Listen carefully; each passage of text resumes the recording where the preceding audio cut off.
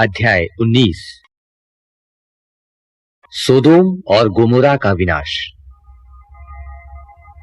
वे दो स्वर्गदूत संध्या के समय सोदोम पहुंचे। इस समय लोट सोदोम के फाटक पर बैठा था।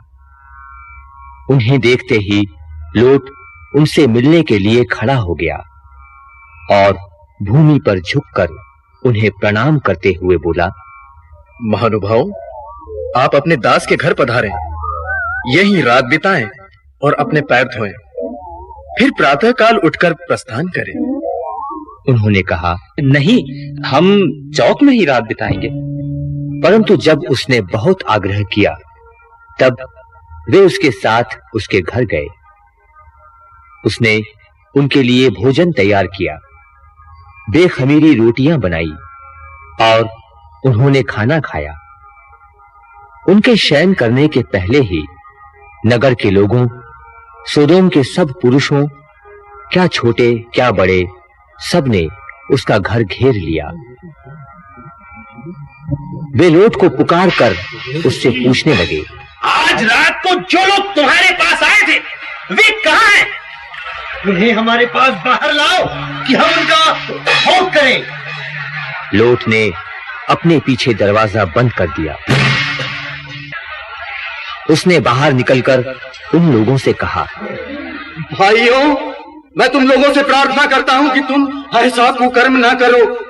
मेरी दो कुंवारी बेटियां हैं, मैं उन्हें तुम्हारे पास ला देता हूं।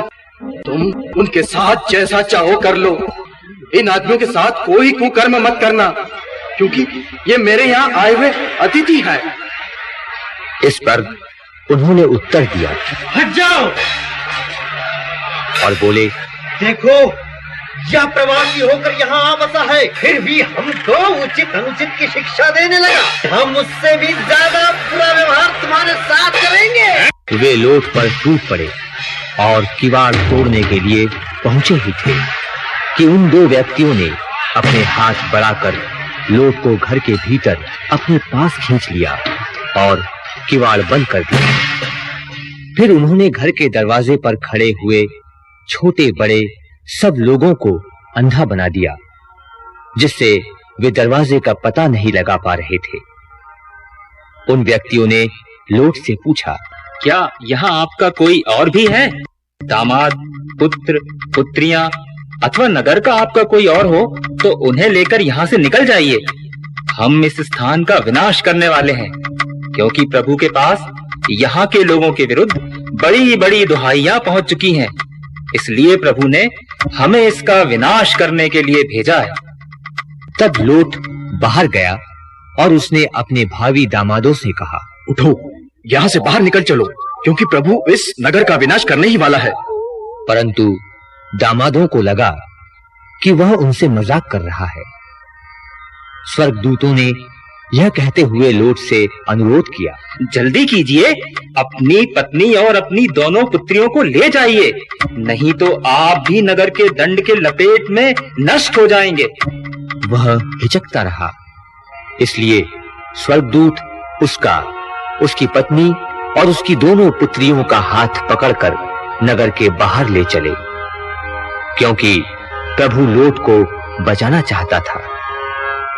नगर के बाहर पहुंचकर एक स्वर्गदूत ने कहा, जान बचाकर भाग जाइए, पीछे मुड़कर मत देखिएगा और घाटी में कहीं भी नहीं रुकिएगा। पहाड़ पर भाग जाइए, नहीं तो आप नष्ट हो जाएंगे। लोट ने उत्तर दिया, महोदय, यह नहीं होगा। आपने मुझ पर दया दृष्टि की और मेरी जान बचाकर मेरा बड़ा उपकार किया। यदि मैं पहाड़ पर भाग जाऊं तो मैं विपत्ति से नहीं बच सकूंगा और मैं निश्चय ही मर जाऊंगा। देखिए, सामने की नगरी अधिक दूर नहीं है, मैं वहां शीघ्र ही पहुंच सकता हूं। मुझे वहां शरण लेने दीजिए। वो एक छोटी सी जगह है, मैं वहां सुरक्षित होऊंगा।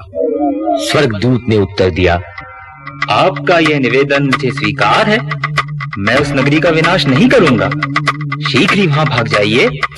जब तक आप वहां नहीं पहुंचेंगे तब तक मैं कुछ नहीं करूंगा। इस कारण वह नगरी सोर कहलाती है।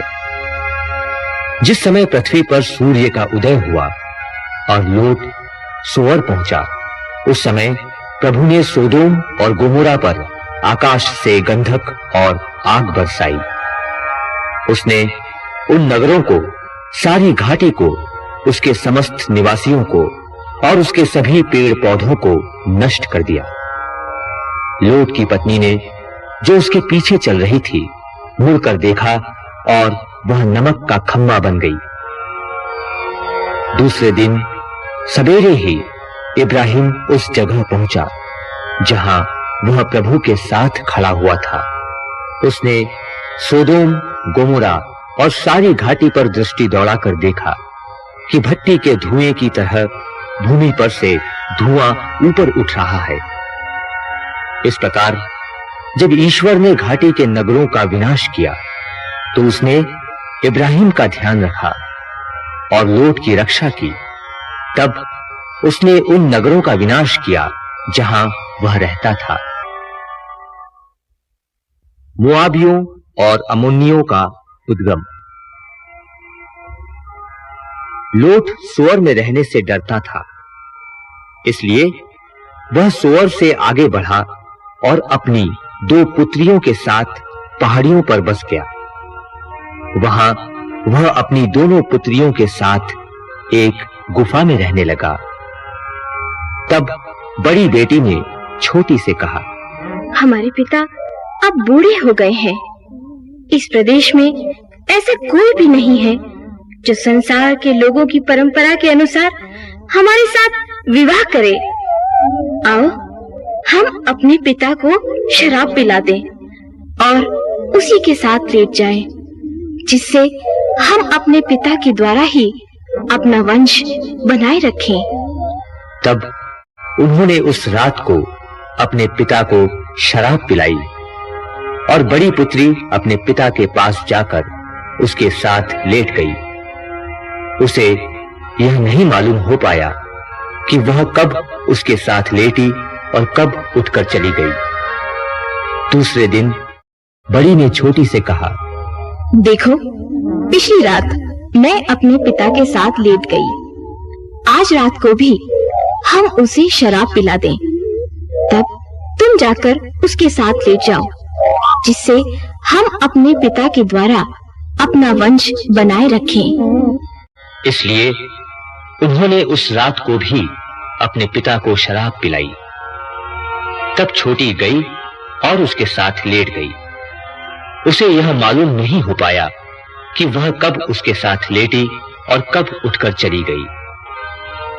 इस तरह लोट की दोनों पुत्रियां अपने पिता से गर्भवती हुई। बड़ी पुत्री को एक पुत्र पैदा हुआ, जिसका नाम उसने मोआब रखा। वह आजकल के मोआबियों का मूल पुरुष है। छोटी पुत्री के भी एक पुत्र पैदा हुआ, जिसका नाम उसने बेन-अम्मी रखा। वह आजकल के अम्मोनियों का मूल पुरुष है।